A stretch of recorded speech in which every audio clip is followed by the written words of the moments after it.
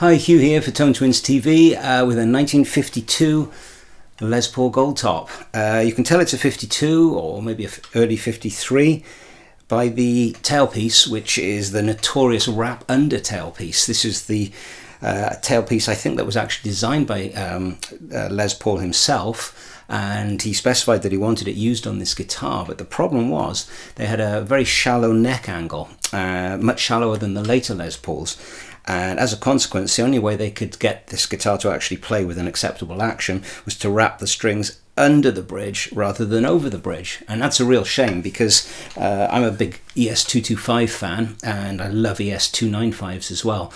And those guitars were equipped with these trapeze tail pieces, but the geometry was correct and the strings could be wrapped over the top. And it's a great sounding bridge, a really great sounding bridge. But there's no way we can actually play this guitar with the stock bridge. Basically, it's a bit like playing a Telecaster with the ashtray over the top of the bridge plate.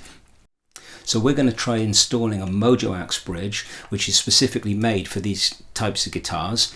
It's a very low profile bridge that actually attaches to the trapeze section here. It replaces this steel bar. I believe it's made from aluminium. And it allows the strings to wrap over the top, and it also provides some intonation compensation, so maybe we can get slightly more accurate intonation with it as well. The question is, does it adversely affect the guitar's tone, or is it going to sound just as good, or maybe even a little bit better? Only one way to find out, and that is to take audio samples with the original bridge and then take some audio samples with the MojoAxe and see if we can hear a difference. So the strings are off, and I've unscrewed the bolts that go onto the end of the trapeze itself. The bridge was basically pulled against these by string pull, and these could be tightened or loosened to change the angle of the bridge to improve intonation or to optimize the intonation. The bridge itself actually just sat on these little feet. I don't know if you can see that. So it was just string pressure that held the bridge in place. I mean, technically you could call this a floating bridge in a sense. So anyway, this just lifts off. There's the bridge. As you can see, somebody obviously used this for years. I couldn't play the guitar with that on at all, but there you go, somebody obviously managed it. This is the MojoAxe replacement part,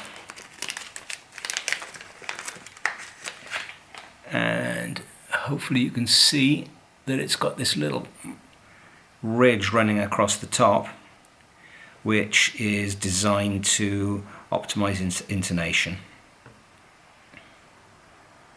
It looks, yeah, so there's the drilled out string holes there, so this is the side that accommodates the ball end of the strings. Smaller holes here, so obviously the strings go in that side and wrap over, so this bridge is actually going to go on here like that.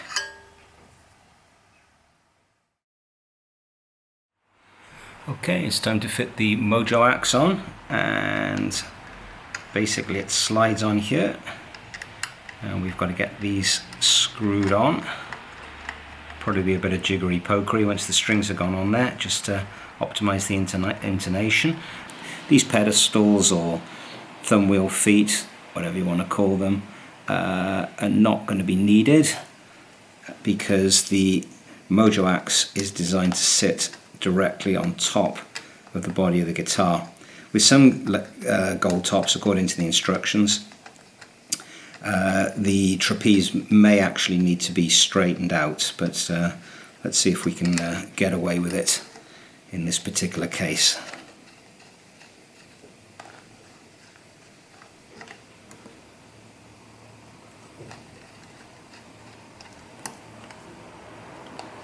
Okay, well, I'm going to go with this for the time being and see where we're at. I probably need to do some fine-tuning at some point, but for our purposes in figuring out how the MojoAxe bridge impacts tone, I think this should be good enough.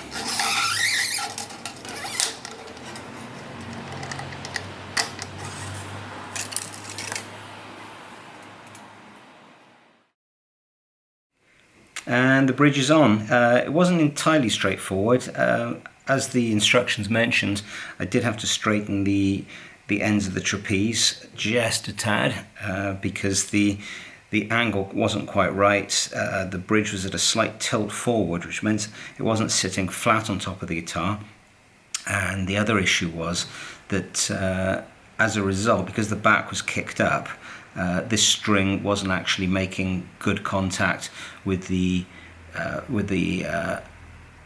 little kind of line going across here, so there wasn't a clean takeoff point for the string, which meant that it was doing all this kind of weird sitaring stuff. So it definitely had to be changed over. Anyway, we're up and running, we're roughly intonated. I'm not going to put a massive amount of effort into doing that at this point in time, because I'm going to do a full setup later. I just want to get a rough idea of how this bridge sounds compared to the other one. So let's give it a listen.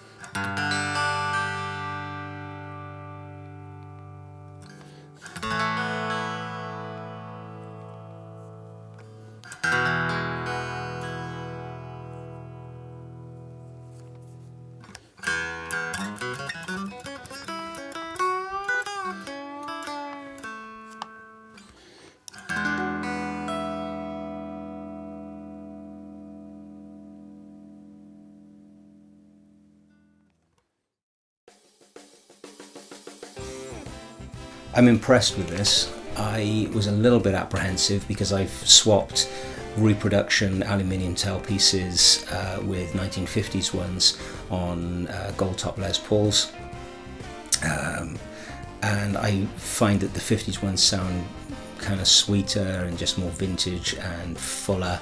I prefer them. I was a little bit apprehensive therefore because I believe this is an aluminium tailpiece. It was replacing a steel tailpiece, and I have to say that I think I actually prefer the tone with this one on.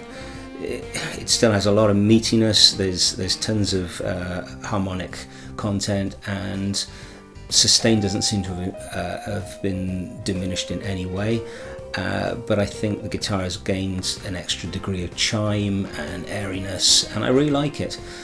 Clearly it's far more playable, even with just a really rough setup. The intonation is noticeably improved, and I think that the MojoAxe actually turns 52, 53 Les Pauls into really viable, playable instruments. I like it. This is a good product. Thanks for watching this little short video on the MojoAxe bridge, and the guitar is now going back to its owner, where he will send it off to Clive Brown for a really great refinish, I'm sure, and there's going to be lots of gigs ahead for this guitar in the very near future. All the best, Dabo.